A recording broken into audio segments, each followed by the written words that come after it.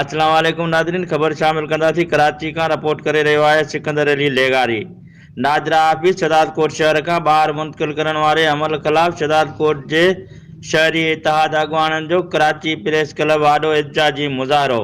उन मौक़े ते शहरी इतिहाद अॻवान कामिल इल्ताफ़ हुसैन सूमरो, सदरदीन कुरैशी, अमीर जान उमरानी, तनवीर हुसैन ऐं ॿियनि चयो त शहदादकोट शहर खां 5 किलोमीटर ॿाहिरि नाजरा ऑफिस शिफ्ट करण वारे अमल सां ग़रीब अवाम खे वॾी तकलीफ़ थींदी, जॾहिं त नाजरा ऑफिस जे म्यूनिसिपल कमेटी वारे बिल्डिंग ते ताक़तवर धुरियूं क़ाबिज़ थी वेंदियूं।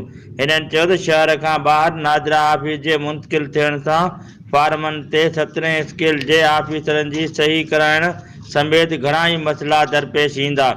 उन्हनि मुतालबो कयो त शहदादकोट म्यूनिसिपल कमेटी जे बिल्डिंग में नाजरा ऑफिस खे वधाए ऐं अवाम खे सहूलियतूं फ़राहम कयूं वञनि।